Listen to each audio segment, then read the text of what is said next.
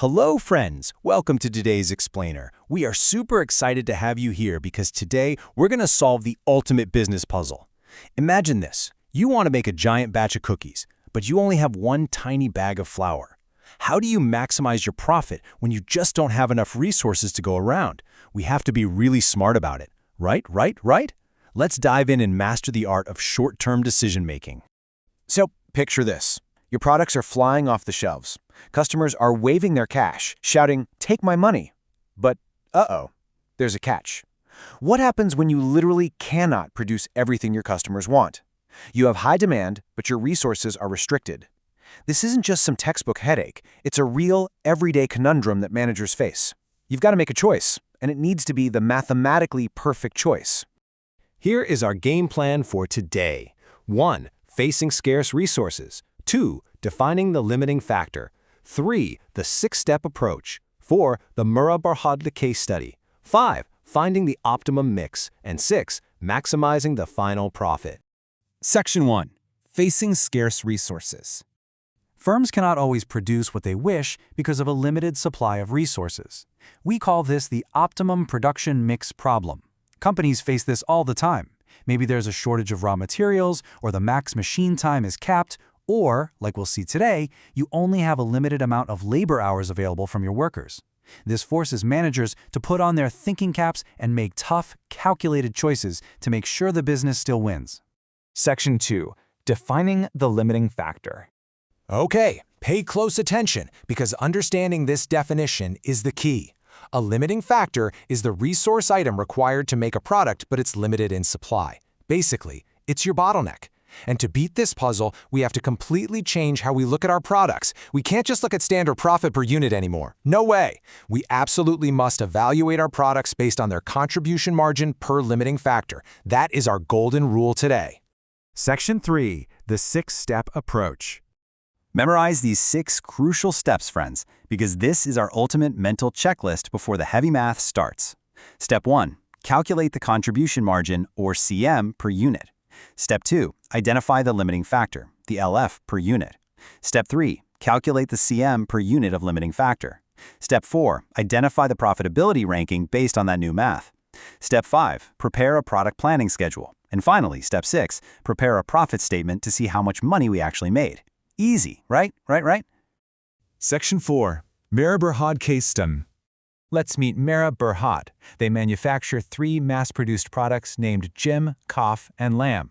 We can see their selling prices are 29, 31, and 30 ringgit. We've got their variable cost right there too. Now, the market wants 6,000 units of Jim, 5,000 of Kaf, and 4,000 of Lamb for the coming month. But look down at the bottom. We have a massive constraint. Due to market forces, the total direct labor hours available for the coming month are only 38,000 hours. Let that sink in for a second. We only have 38,000 hours. If we do a quick check, product Gem needs 3 hours per unit, Kaf needs 5 hours, and Lamb needs 1 hour. If we tried to meet the total market demand for all 3 products, we would need 47,000 labor hours. We only have 38,000.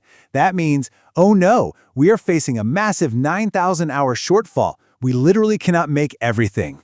Section 5. Finding the optimum mix. Time to panic? No way. This is where we show how smart we are. We're going to build the math, starting right at step 1, calculating the unit contribution margin, selling price minus variable costs. Now, what's really interesting here is that, at first glance, products Jim and Kaf look like the clear winners. They are tied at an amazing 10 ringgit profit per unit each. Meanwhile, poor little product Lamb is trailing behind at only 7 ringgit. If we stopped right here, we'd totally prioritize Jim and Kaf. But wait. We have to move on to steps 2 and 3.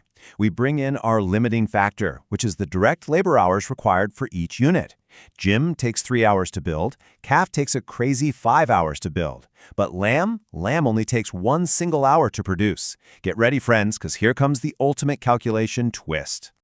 Boom! The aha moment. Step 3 tells us to divide the unit contribution margin by those scarce labor hours. For Jim, 10 ringgit divided by 3 hours gives us 3.3 ringgit per hour. For Kaf, 10 divided by 5 hours is only 2 ringgit per hour. But look at Lamb. 7 ringgit divided by 1 hour means Lamb generates a massive 7 ringgit for every single hour of labor. Lamb absolutely destroys the competition when time is our scarce resource. And that leads us straight into step 4, revealing our official profitability ranking. We must fulfill Lamb's demand first because it gives us the highest return on our limited time. Jim comes in second, and Cough, which originally looked so good, is ranked dead last. We will only produce Cough with whatever leftover hours we have at the very end. Now for step 5, preparing the product planning schedule. We have 38,000 hours in the bank. First, max out Lamb. The market wants 4,000 units. At 1 hour each, we spend 4,000 hours. We have 34,000 hours left over. Next up, Jim. The market wants 6,000 units. At 3 hours each, that costs us 18,000 hours. Subtract that, and we have 16,000 hours left. Finally, Cuff. It takes 5 hours per unit. With our remaining 16,000 hours divided by 5, we can only produce 3,200 units of Cuff before hitting 0. We ran out of time right in the middle of producing Cuff, but that's okay because we allocated our time in the absolute smartest way possible. Section 6. Maximizing the final profit. Here is our summarized profit statement. We multiply our new optimal production units by their original unit contribution margins.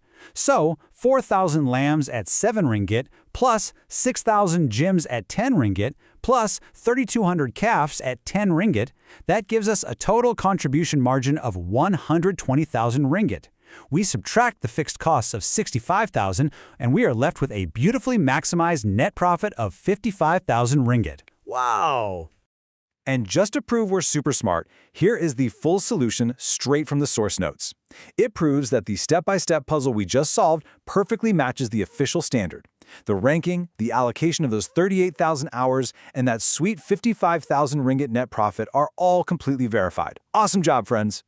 So, as we wrap up this explainer, I want to leave you with this question. What is the limiting factor holding back your business today? Is it time, money, materials? Whatever it is, you now have the exact 6-step approach to take this out of the classroom and apply it to your own real-world constraints. Find that bottleneck, maximize your contribution per limiting factor, and go win big. Until next time, keep calculating and stay smart.